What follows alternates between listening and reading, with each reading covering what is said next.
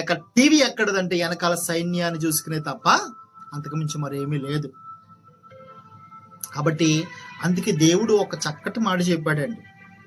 చక్కటి మాట. ఏ మాట అంటే, ఇప్పుడు మనం ఎవరి కోసం ప్రార్థన చేయాలి? ఇశ్రాయేలు దేశం కోసం ప్రార్థన చేయాలా, లేకపోతే ఇరాన్ దేశం కోసం ప్రార్థన చేయాలా చెప్తున్నాడు. చూడండి, దేవుడే చెప్తున్నాడు.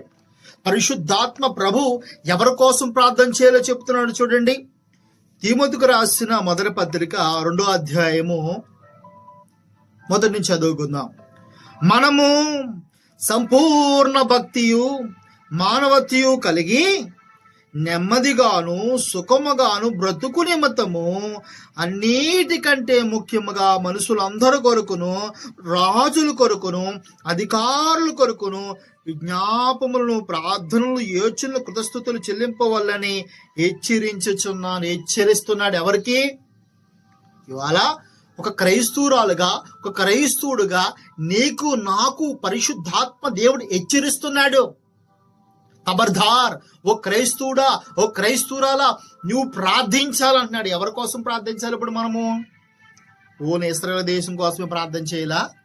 మనం మొత్తం ముసుగులో నుంచి బయటకు రావాలి. ఇవాళ చాలా మంది కూడా ఇశ్రాయేలు దేశం కోసమే ప్రార్థిస్తున్నారు. మనం ఒక ఇశ్రాయేలు దేశం కోసమే కాదు, ఇక్కడ ఏం చెప్పాడండి? రాజులందరి కొరకు. ఇంతకీ రాజులందరి కొరకు ఎందుకు ప్రార్థన చేయమన్నాడు? ఆగదు, ఒకసారి రాజుగారికి వెళ్ళే ముందు ఒకసారి ఫస్ట్ ఇంకే అంతకుముందు ఏం చెప్పాడు? ప్రజలందరి కొరకు. ఎవరి కొరకు? మనుషులందరి కొరకు మనం ప్రార్థించాలి.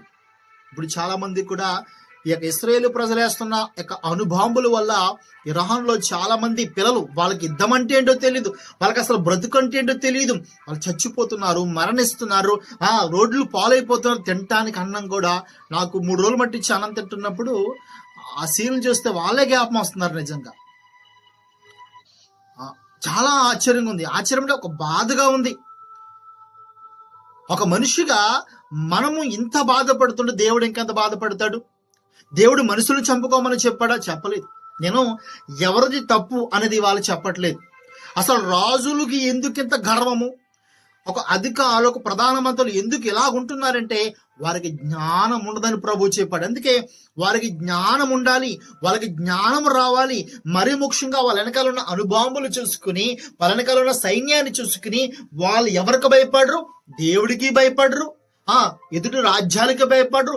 ఎవరికి భయపడకుండా వాళ్ళు స్వయంగా నిర్ణయాలు తీసుకున్న దానికి రీజన్ ఏంటంటే డాంబికము.